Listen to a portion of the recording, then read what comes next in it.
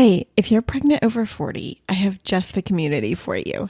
It's a private community away from Facebook where women just like you come together to meet and support one another during pregnancy. To sign up for the waitlist, go to over40fabulousandpregnant.com/waitlist and be the first to know when the membership is open. I can't wait to see you inside.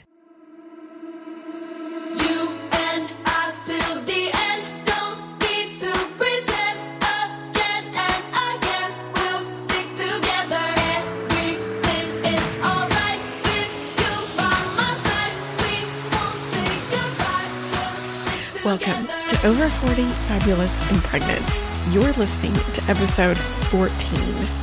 I am your host, Jamie Massey, and I know we're not supposed to talk about a woman's age, but I want to celebrate and support every woman's pregnancy journey over 40.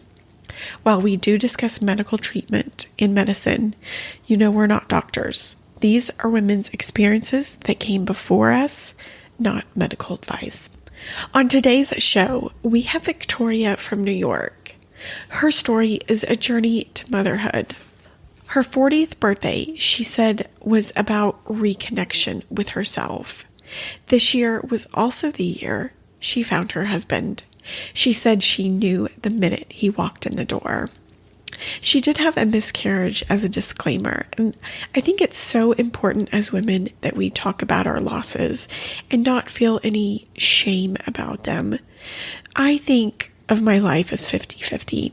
It's going to be 50% good and 50% bad, and I think it's in the contrast of the bad and good where those amazing times really seem so much better. And for show updates, don't forget that on Instagram, I do ask community questions as we grow. If you want to be involved, I would love that. And with that in mind, I want to expand the community beyond podcasts and social media. And I want you to be able to connect with other women who are pregnant over 40. I am working to coordinate a brunch in the Dallas area. I'm thinking Grapevine because it's centrally located. So if you're interested in that, I'm thinking about mid to late February. So DM me on Instagram or email me at jamie@over40fabulousandpregnant.com if you are interested. I would love to have you. And with that, let's get into Victoria's pregnancy journey at 40. My name is Victoria Lato Dunker. I am 44. I'll be 45 this upcoming year. Oh, can't believe that's happening. And I am married to my dear husband of 3 years, and we have a almost 3-year-old who is the light of our world. I am originally from Brooklyn, New York, of Haitian descent, and living up here in the Northeast now, and living in New York. And I have a huge. I have my experience as an actor for over 20 years, and also working in aviation, where I really got to learn about humanity. Have all kind of come together now, all of my talents and gifts in terms of podcasting, and starting the podcast because I wanted to create a space for people who were starting or going through parenthood as in an older time of their lives, because I just didn't really see it in my community of people who were over 40. Everyone was a little younger than me, and I was tired of being the secret older person in the mommy group. Mm-hmm. I had to reveal myself. I'm like, I'm 44, and they're like, what? So yeah, I'm just really happy to be with you here, Jamie. I think what you're doing is amazing too, and there's just it's really important to bring some hope and inspiration to those who are looking to start their families in this age. It's becoming more of the norm, and I think it's something to be celebrated and supported, and I'm happy to be here. Yeah, I actually forgot to welcome you to the podcast, so welcome. Okay. And, Thank you. And I totally get it. All my girlfriends, I was just talking to one of my girlfriends last night, and she's like, "Ugh, I could never even think about having kids right now." I'm like, thank you. Thank you. That makes me feel so great. It's like, that's all I'm thinking about, because I'm in that frame, that time of my life where it's now or never, or at least in the traditional sense of actually giving birth with our own eggs and having a child. Mm-hmm. But what we celebrate too, and explore on New Mommy at 40 is that there are so many roads to parenthood. And if you really truly find it within yourself that you have to be a parent, like it's something that you really, really want to do, if you're willing to open up your perspective on the road to get there, mm-hmm. you can still do it. Yeah. It's just kind of letting go, changing your expectations of the dream that you had of it being one certain way. And then the more we talk to each other and get to know, and meet people, you find, oh, that's how you became a mom. Oh, that's interesting. I never thought about that. Oh, egg donation. This, it's just, it opens. That's why it's really good to have the community and the conversations. Definitely. I love that. And I love how our community and listeners are kind of overlapping, but we still kind of have our own niche. I love it. I think it's beautiful that we get to help people. Yeah. Well, it's, motherhood, parenthood is just, it has so many layers. Yeah. Literally, if we took the time, and not just for us in our ages, just in general, we could have 200 different types of podcasts and community, forums for all the different layers that pile up to be parenthood mm-hmm. and motherhood. So there's room for everyone at the table. That's right. I truly believe that too. So let's get into your story. Take it away. I was 30 something and I was thinking about getting pregnant because I was married when I was 27 and I mm-hmm. definitely thought it would happen then. But in that relationship, it was clear that we just had different goals at the time that just weren't conducive to starting a family. We had a lot of things that we had to settle individually, just in career and where we were living, keeping money in the bank. If we were always trying to move to another apartment that's a little cheaper because we can't afford the rent, it's not a good time to start talking about kids. So, and then after that marriage ended, I got into another relationship, another long-term relationship, about 8 years that I thought was it. And we were going in that direction. And towards the end there, we were not on the same page. So I think sometimes people see us, in our ages and they think, well, what are you waiting for? It's like, mm-hmm. well, stability in my relationship is one, two, just, for the right relationship. And sometimes we think we are in the right space and it just doesn't work out. So it's not for a lack of trying. It just wasn't meant to be for me. And I ended up, a lot of us, I was in aviation as well for a long time, like 16 years, where I was a flight attendant. I did everything in the airline, but basically fly the plane. And I ended my career between half flight attendant, half manager of a group of flight attendants, like 100 flight attendants. And we always have this story, like you talk to someone who gets into aviation, especially the flight attendant world, and everyone is kind of pseudo running away from something or running towards something. And I remember thinking, when that relationship with my husband didn't work out, I was working at the airport and I'm like, next thing I'm doing is I'm flying. I go and I fly and I meet that guy in that job. And then it's over and I'm like, I'm going somewhere else. So for me, flying actually was like a good distraction to kind of get my mind out of these relationships not working. But then it starts to get, I wouldn't say lonely, but you start going, when am I going to just deal with myself? So when I turned 40, flying became not really as attractive because I wanted my feet on the ground. I was always looking for excuses to be on the ground. And so when my 40th birthday came about, I took a group of women, friends of mine, to my parents' home or their birthplace of Haiti.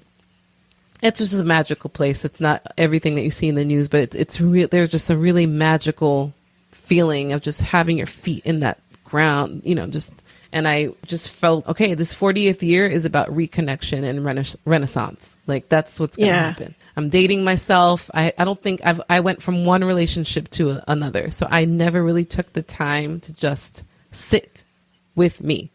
And once I did that year, I thought, wow, I don't know if I've ever just dated to date. Like, have I ever just had a date just because it's Tuesday and I just want to have a date and not looking for something serious? Do we have to be like engaged in a year?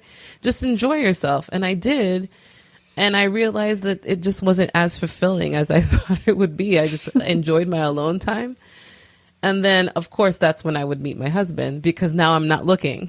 Right? Yeah, that's how it works. That's how it works. I wasn't looking. I wasn't putting much thought into it. I just thought, I actually went on one of these occasions that I just didn't feel like flying. I was off for like 2 weeks, and a friend of mine in the neighborhood where I lived in Harlem in New York said, hey, we have a spot for a bartender. Do you want to just kind of bartend while you're on the ground? I'm like, sure. I get to still meet people. I'll make money while I'm on quote vacation from the other job, and I'll meet people. And it was literally the second day of training in this restaurant that was the worst place. It was so bad. And I thought I'd never be able to work here. I'm too old to be working in this place.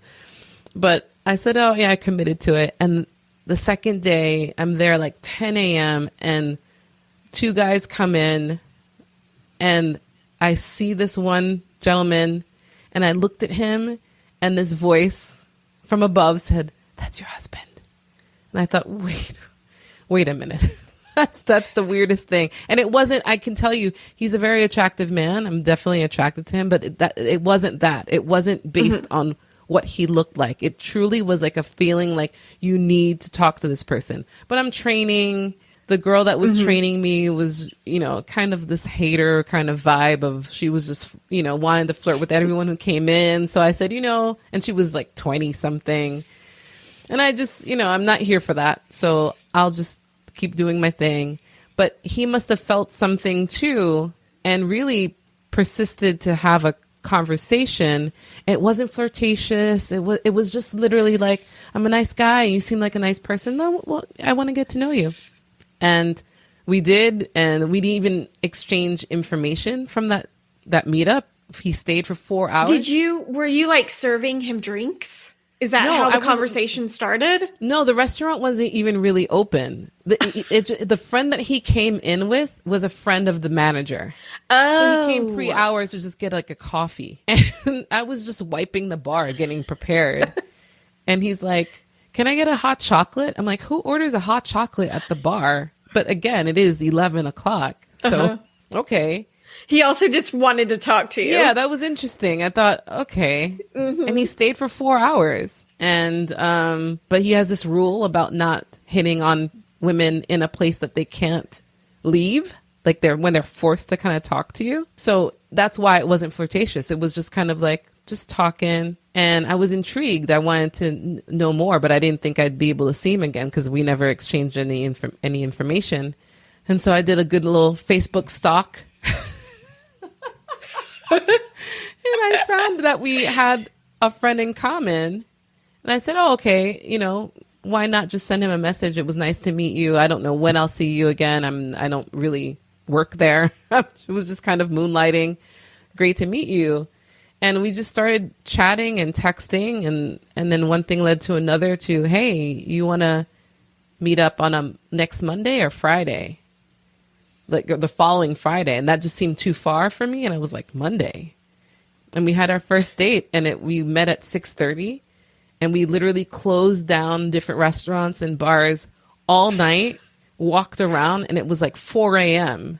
Oh my gosh. And we had so much in common. It was crazy. It was meant to be. Yeah, it was meant to be. And then we got engaged a month and a half later.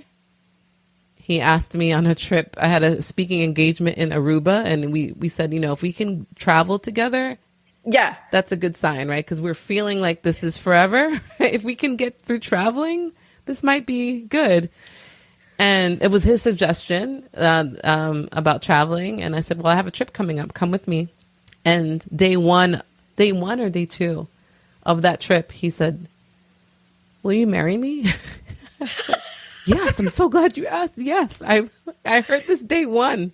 And it was just from there. And we had our wedding that July, and then our baby was born in 2020. Ooh, tell me about that. Well, we had a miscarriage before her, about 5 weeks prior to her conception. I'm so sorry. Thank you. It was sad. It was pretty devastating. But at the same time, I had never really tried before in those other relationships. So this was hopeful. Yeah, me too. I've never tried to get pregnant until this relationship. I find that mindset so opposite. It's really interesting. Yeah. I just we never tried. So I knew there was a possibility that it would be harder for me because I have PCOS and I have had fibroid surgery. So I think I just assumed, or maybe I took on energetically, that it was going to be hard. And I'm not sure if that's really conducive at any point when you're trying to conceive, of like already saying in your head that it's not going to happen. But it was, I'm not saying that had anything to do with my miscarriage. That's, that's never your fault, but it just did feel hopeful. There was some hope in that it could happen again. So we just kept trying, and then lo and behold, 6 weeks later, the pregnancy test was positive. But the PTSD is very real after you've had a miscarriage. It took some time for me to really settle in the fact that I was pregnant. It took some time to have faith that it was going to last more than a few weeks. I was always traumatized going to the restroom. I'd be looking and just, I'd see a spot and I'm like, oh, here we go. Here we go. I do that every ovulation period.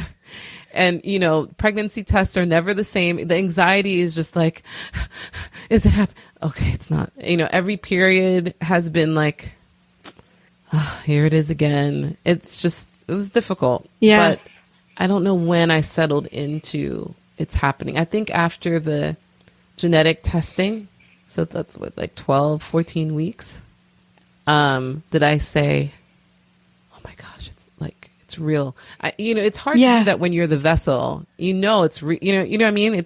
I just kind of had a small little dissociative disorder, I think, of like, okay, that's that here, but I need it to last to this point for me to really accept it in my heart and my head at the same time. Like you were trying to protect yourself for 12 weeks. Yeah. I needed, just in case. It was hard not to fall in love with her, though. Yeah. I was falling in love with her every day. And I was talking to her and singing. And at some point I remember thinking, I'm just going to enjoy as much time as I have. But even that's not really positive thinking of like, Yeah. But it's based on my situation. It just was really hard for me. So I had a lot of anxiety, I think. I wish I know I enjoyed it, being pregnant, but it took a while before I really could settle in that 100% joy of this is happening. I probably didn't really settle into like that type of happiness in probably like six months. And then it was over. So maybe once you were showing, that probably gave you some relief. That's true. Also. The showing was like, there it is. And, yes, you're absolutely right. Showing was big for me.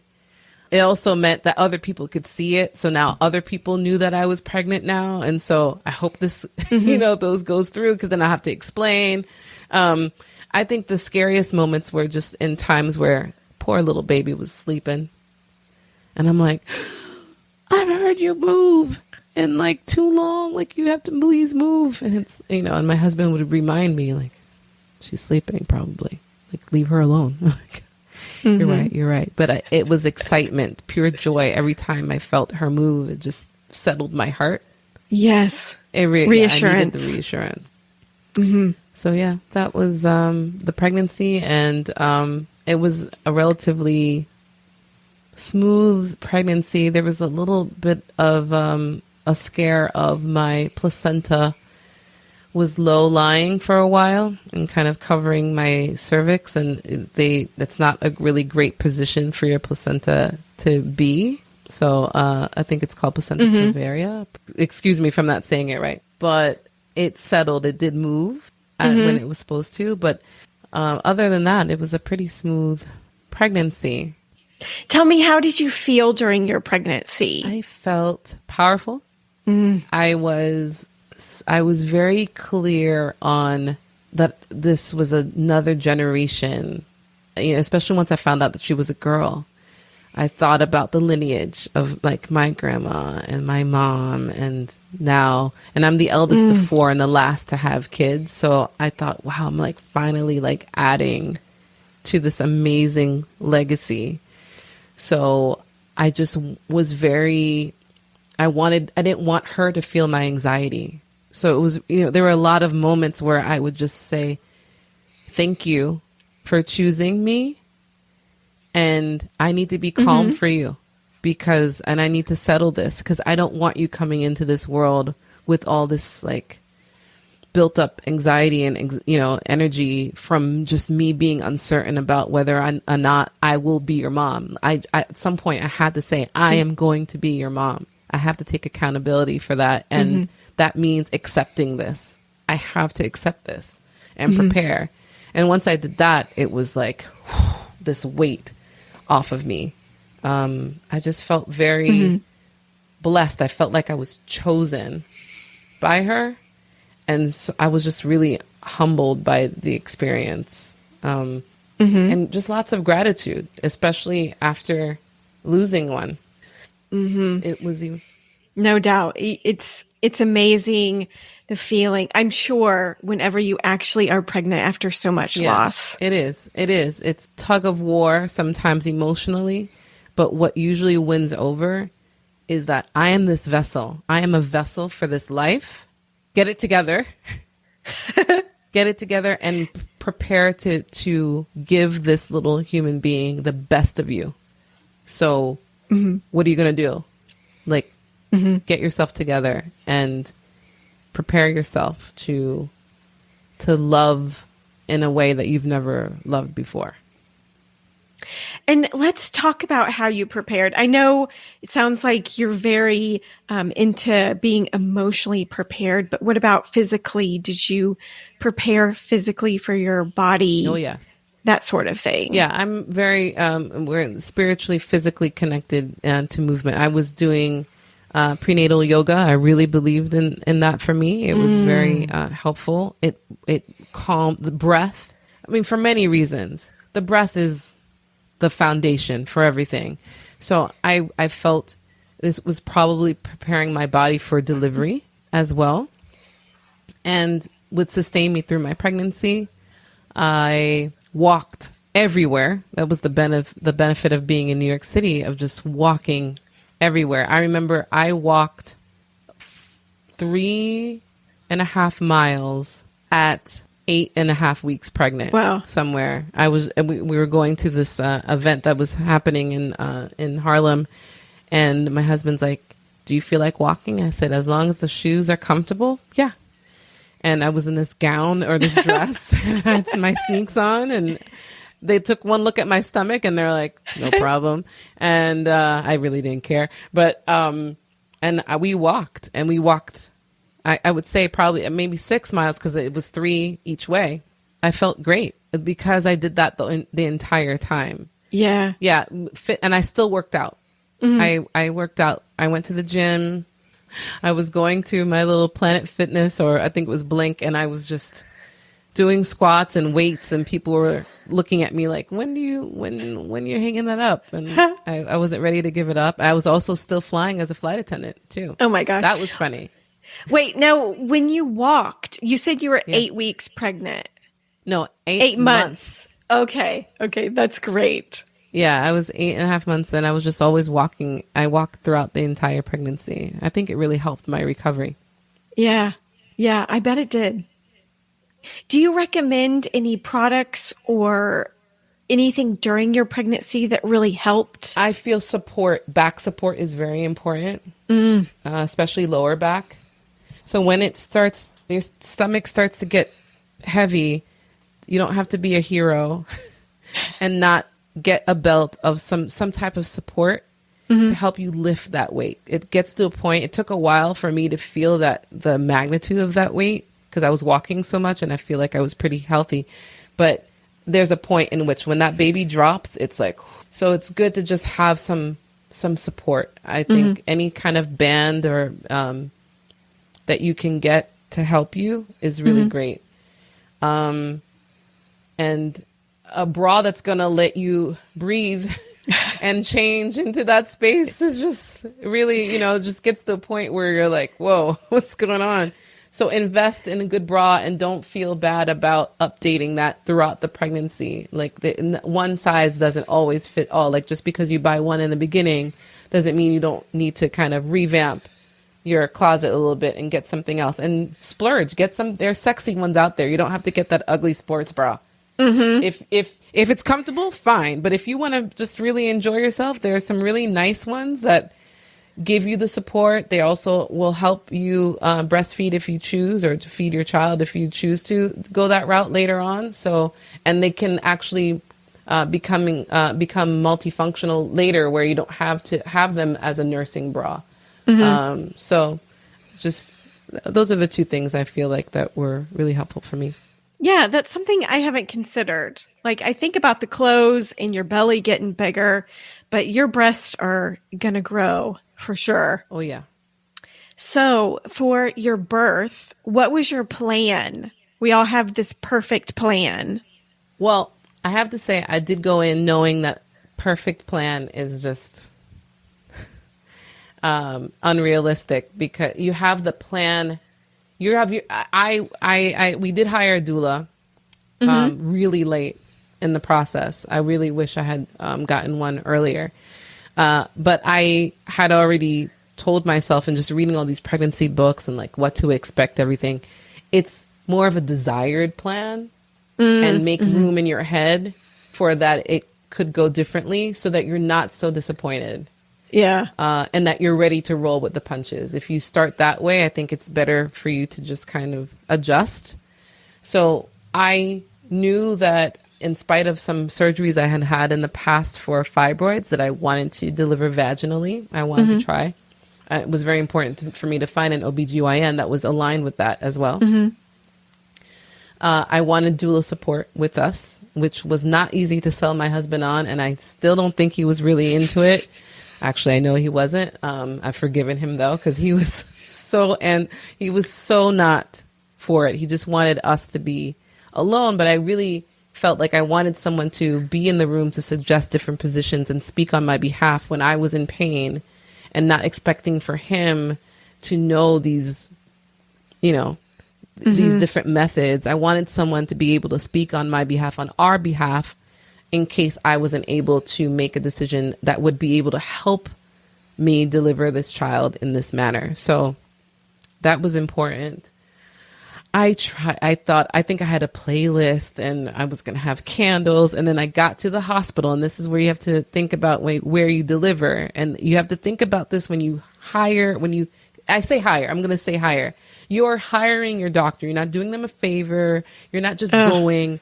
Do your research, interview, because you need to know what hospital that they're associated with, who will be delivering your baby if it's not them, what the process is, if something should go wrong, because I went with someone right away that knew that I wanted to try and agreed with me having it vaginally as much as as I could. So that was really important to have that in writing. And going with a doctor that understood my vision was fantastic. What else? I was saying about the candles. When you go to a hospital, they're not going to let you burn candles. You know? So, yeah. If you want to fake it and get some glowy, battery operated stuff. Yeah. To a degree. But when you go into these hospital rooms, the bed is is a little smaller than you would see on TV. You know, on TV makes it look like you have a good like queen size bed where your husband can come in and cuddle with you while you hold your little baby. There's no room for two people. So it was a little disappointing when I got into the room. I thought, there goes the plan. And then I thought, why didn't I ask or bring like a speaker? Can I play, you know, the music? I think I asked and they're like, sure, you can bring it. But the day of, it just didn't seem like anyone was really trying to make that happen. So I had to adjust pretty quickly that I wanted calm. I wanted quiet. I wanted warm and cozy, you know, as I was going through my contractions, and I wasn't able to quite do that. I think my husband did play some stuff for me on his phone, but unfortunately my daughter's heart rate started to drop. Oh. And then it was and I wasn't dilating more than 3 centimeters for, oh no, man, maybe 16 hours. So we ended up having to do a C-section. I heard somewhere that when you have fibroids, it's common to do a C-section, like without question. Is that true? It's not without question. It just depends on how large were they, how were they removed. If they were removed, would it be dangerous for you to go through actual, like the pushing of your child, depending on how long, you know, the process had occurred? You know, have you fully healed? Do you have scar tissue? There are a lot of factors, but it definitely doesn't mean that you have to have a C-section. There are plenty of people who've had fibroids and delivered naturally. There are people like myself. I had a fibroid while I was pregnant, but the placement of it was no danger to me or the baby. And then ironically, because babies, you know, the whole process is amazing what the body does. The hormones were basically helping me shrink that fibroid. Wow. So no. And there are plenty of people who've had C-sections and been able to have VBACs, which is a vaginal birth after C-section. Okay. So you were there 12 hours and you were only 3 centimeters. That's even from home. Cause my water broke at home. And it was cold January. Oh. I had to get an Uber to the hospital, and then he was lost, and then he was across the street, and I had to like walk like that over. It was horrible. Oh my gosh. But yeah, it took some time. And so about 16, and they did their best. They were trying to move me around to try to get her heart rate to drop. And it did. But the contractions were increasing. And I was really determined to have a natural childbirth as well. I didn't want to do any medication. I just wanted to be able to, it wasn't like a higher reason or anything. I just wanted to be able to feel exactly what was going on with my body so I can tell them, because I had the fibroids history, like, you know, this is getting too hard for me. I wanted to make sure I could still feel everything. But after like hour, I think 13, 14, they made it very clear that if I was going to have a C-section and if I didn't have an epidural now, like prior to, then it would be emergency C-section and they'd have to put me out completely. And I wouldn't be able to see her. And I didn't want to wake up to her. Right. So I said, you know what, let's just go ahead and get the epidural. And then that way, that was the starting the process of getting me prepared for a quote unquote planned C-section, because you know what I mean? Like, even though it's the emergency because her heart rate was dropping, it didn't have to be done without my being present. So I chose that option. So we got the epidural, and then basically in the morning she came, and it was I was able to see her right away and actually have her near me. I couldn't hold her, but I could snuggle up a little bit to her. And then in recovery, I think it took like an hour or so before I could go ahead and get her some skin to skin and meet her. Yeah, that was a long hour, I'm sure. Very long. Yeah. Very long. It was hard. But I remember thinking, she's out and she's here. Like, after what we've been through, she's here. So I waited this long. So the hour's long, but I was just sending my husband back. I'm like, what are they doing? Where is she? is she okay? Until I could see her with my own eyes again and hold her. Was your husband able to cut the cord or any participation with that? He just wanted to be by me on my side. He chose not to cut the cord. It wasn't as important to him as just kind of being support on the other end of the veil, really. But he was definitely the first to be able to hold her hand. As long as she had contact, with one of us, it didn't really that matter to me. She was here. All I could think is she's so real right now. She's here. Like, I don't care. Yeah. So that was pretty special. Yeah. It sounds beautiful. It was special. How was your doula active during birth? Was she a part of very much? So she was. I wish she was a little bit more part of it. It just seemed once we got to a place where the doctors were getting a little exhausted for my dilation for me to be more dilated, she just kind of was like, I think that's probably the decision you need to make is go with a C-section. But I just it wasn't what I saw or hear other people like, where's the medicine ball? Where's the, or we're going to do some, weird position, like bring that chair over. Like, where are your tools? Where are your stuff? Lady, where's your bag of tricks? Which she said she had, but I don't remember there being many things with her.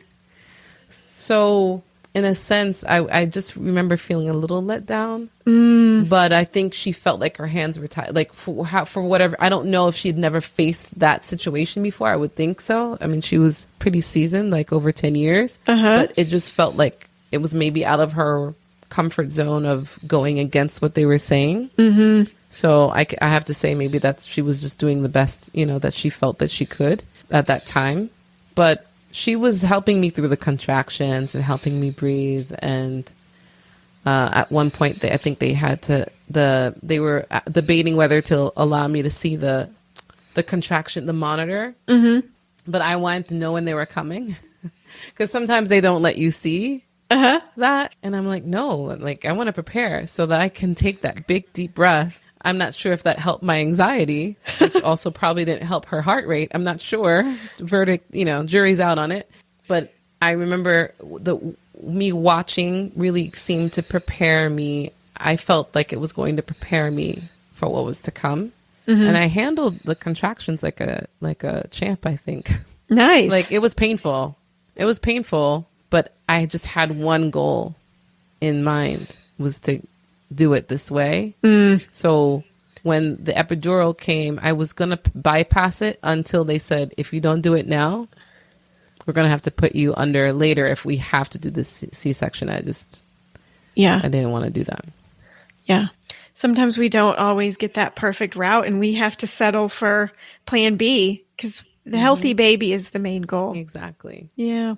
Brief us on how your recovery was. I have to say it was painful. C-sections it does involve a lot.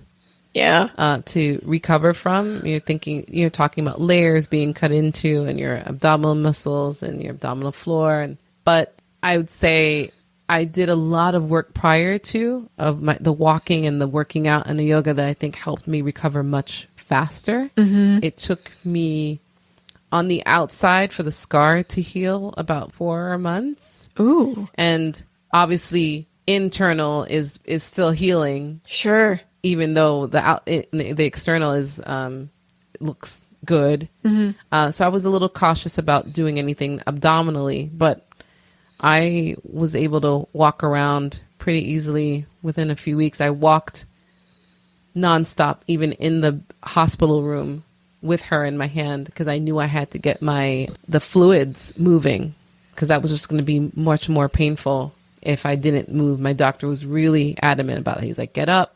I don't care if you have to walk down the hall back and forth, do it. And I did. And I did that even when we got home. So that's great. It helped a lot. Yeah. That yoga, it's good for everything. It is. Working out, yoga, the way I was eating, the walking. I think it's really good to try. Even if you weren't really active prior to being pregnant, once you are, that doesn't mean that you have to stop. There are ways that you can still be physically active and be safe, that will make a world of difference, I think, with your delivery and your postpartum recovery. Yeah. Tell us, do you have plans to have more kids in your 40s? I do. We've been trying. So we had another miscarriage after our daughter now, of a twin pregnancy that was really difficult. It was early, about 8-9 weeks, and that was devastating. And then we tried a little bit more naturally again, and it wasn't happening. So we did 2 rounds of IVF, and unfortunately, the embryos they did make it to the blastocyst stage, which is about 5 days of watching and seeing if the cells multiply and everything and grow. But they were chromosomally, their chromosomes were abnormal. So we are resetting. I'm kind of, I'm really just trying to manage some of my PCOS symptoms and my insulin resistance, and eating healthy fats and lots of protein, good protein, lean protein, and lots of mixed greens. And I've seen my inflammation go down immensely over the last 6 months. So I've been preparing my body for the last 6 months and still trying every month in my ovulation periods, but really just focusing on inside out. And I feel like we'd obviously love to try naturally again if that happens. And we also have IVF also on the table. Like I said, I'm willing to try to add to our family as long as it's safe for me and safe for our child to be. And hopefully one of those, options will prove viable for us. But I am working on also enjoying and being so grateful for what I have. And maybe like how I met the husband when I wasn't looking and I wasn't, really stressing about it and just kind of living life again. I found him. So hopefully maybe this is how we'll find our baby. I hope our so. New baby will come to us. Yeah. What has been your biggest challenge being pregnant in your 40s? Actually, I didn't find too much difficulty in the pregnancy or challenging. I don't really feel 40. It's not what I thought 40 would be when I was a kid. I thought that was really old. I feel pretty young and spry still, and I feel like I can't say it's just an age, because obviously it does have some effects on your body and your egg quality. But I try really not to lead first with about my age. So the pregnancy itself just felt like it felt good. I felt really good during it. I think it's just, parenting in your 40s, I think sometimes can be interesting, because it's like it's something that you've been looking forward to all this time, and then you realize, wow, I've had 20 something years of just it being me, and my friends' kids are like in going to college next year, and I have diaper changing that's happening. So that's where I found challenges later on, but not really in my pregnancy. Okay, that's great. And what advice would you give to yourself when you were pregnant if you could go back? Research about where you would like to have your child delivered. There are so many options. Home birth, water birth, birthing centers, midwives. It's just the gamut. I feel like research, this is what you would do for anything else in your life, right? But sometimes we have this idea, we're getting pregnant and we stay with the same OBGYN that we had since 16, and that's who I probably am going to have deliver my baby. And nothing against that person. They're probably an amazing doctor. But did you find out what hospital they're affiliated with? What's the rate of that hospital? What are their ratings? How do they handle birth and delivery? How do they handle trauma? Do you have to be medvaced somewhere if that like all of those things are really important. And I don't know why we don't take the time to do that research, but I think it's really important. And to invest in yourself prior to having a child, in your pregnancy and after. You cannot be everything to everyone, including that little person, if you are not in the best space yourself. And postpartum is not easy. It is a very big adjustment. It's why it's called the 4th trimester. So be kind to yourself, give yourself grace to be overwhelmed when you're overwhelmed, and enjoy your triumphs when you have them as well. Just know that there are people out there who've been through exactly what you've been through or something very similar, and you're not alone. And whenever you feel overwhelmed, breathe, because you blink and there are 3. And like me in the pandemic, where I was literally 365 with my kid, I still have to look at pictures and go, oh my gosh, I forgot about that stage. I was there with her and I wasn't even working. And it seems like it went so fast. So whatever is bothering you now or seems challenging now, there'll be a new one. And later on, or it'll just be so fleeting. And it's a beautiful, crazy, complex ride, but it's worth it. I love that. That's beautiful advice. And where can our listeners find you? They can find me on all the social medias at newmommyat40, and then also www.newmommyat40.com. Always 40 is the numbers, 40. And the podcast is available on wherever you listen to your podcasts and music. And I am so happy that I got to meet your community and they got to meet me. And I can't wait for you to listen to her episode, which will be airing a little bit after mine. And I'm happy to be here. Thanks for having me. Victoria, thank you so much for coming on. So what did you think of Victoria's story? I thought it was great, and I really loved her advice on looking for a doctor. I thought that was great. And her podcast is called New Mommy at 40, and I have a link to her Instagram account for you below for more information on her. And on next week's show, we have Candice. She has a great story also, and I can't wait to share that with you next week. And welcome to 2023, and I will see you next time.